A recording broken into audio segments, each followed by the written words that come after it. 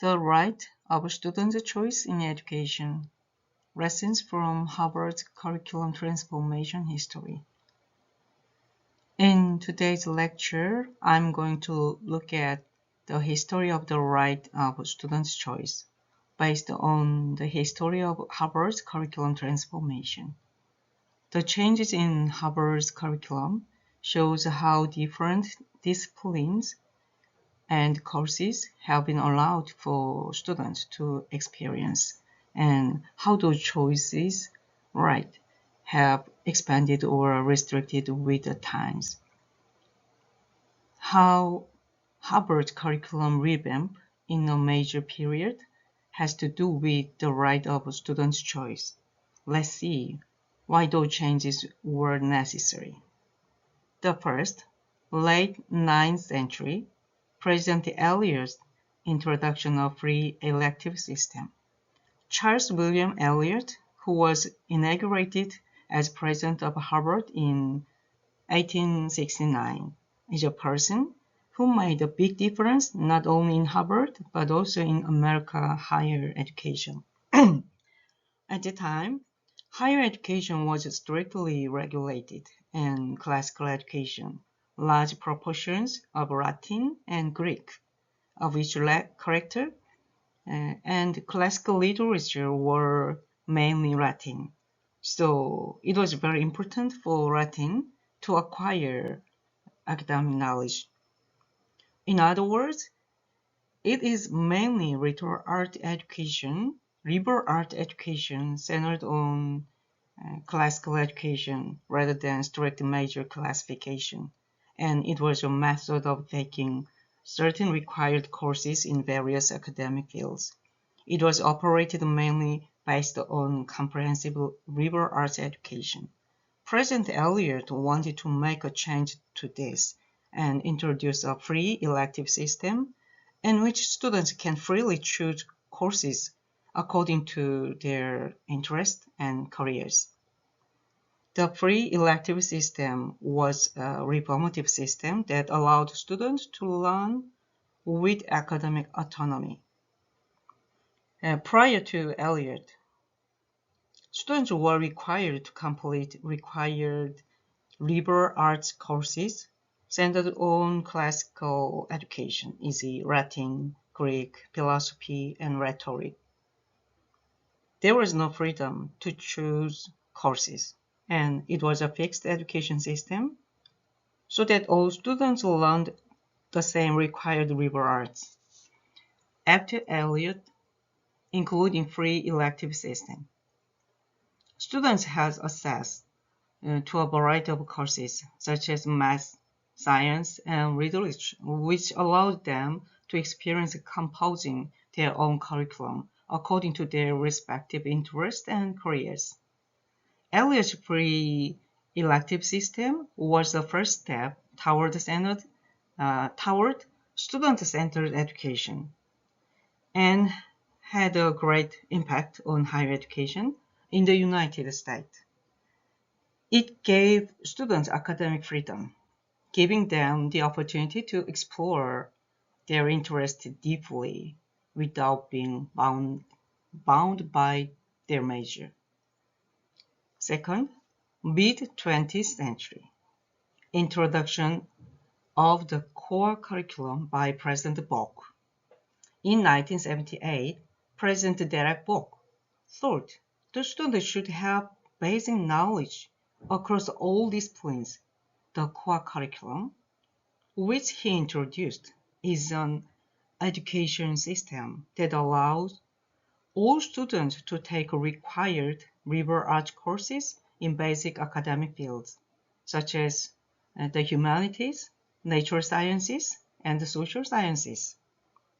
The goal of the core curriculum was to help students develop the ability to think, not only in their field of study, but also in other academic perspectives. For example, students who majored in science had to take humanity courses, such as philosophy and history, which became an opportunity to learn various ways of thinking.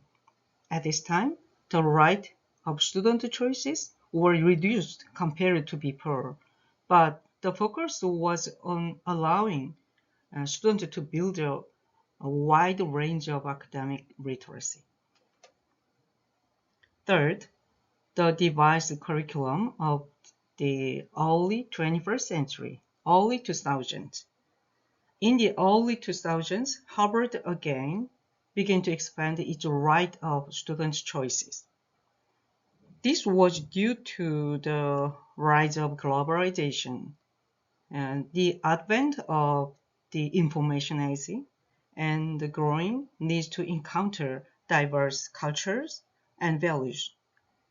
Harvard has strengthened the competence that students need to have as global citizens by reflecting global issues and multicultural understanding in their curriculum.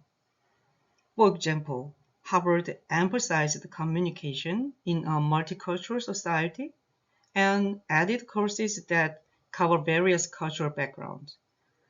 It also encountered students to freely choose courses while exploring social issues from a global perspective. Through this, Harvard focused on helping students grow into talented people with global perspectives. First, the 2016 curriculum reorganization.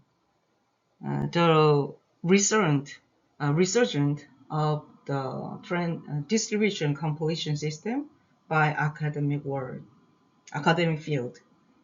In 2016, Harvard went a step further and reintroduced the distribution system by academic disciplines. This allows students to take required courses in certain academic fields, thereby gaining not only a wide range of liberal arts, but also moral and ethical literacy. The reform emphasized ethical life and responsibility as a citizen, not just building an academic foundation. Through four philosophical principles, students were encouraged to learn about ethical issues and social responsibility through philosophy or sociology, and in science courses. They were encouraged to reflect on social impact of technological advancement. In this process, students will experience not only academic knowledge, but also developing their qualification to live as responsible citizens in society. Although there are fewer rights of the student's choice, it has become a curriculum that allows students to learn more in-depth academic inquiry and social roles. In order to balance the right of student choices and academic depth, Harvard University curriculum transformation has attempted various changes over time. Through the free elective system, student academic autonomy was emphasized, and through the core curriculum and the distribution completion system, they were able to learn various academic and ethical literacy. Today, Harvard aims to educate students to develop a broad perspectives and responsible citizenship that can contribute to society in addition to their major. This change at Harvard is an important example of direction in which modern higher education should proceed. I hope today's lecture helped you understand the history of student choice right through the change of the Harvard curriculum. Thank you.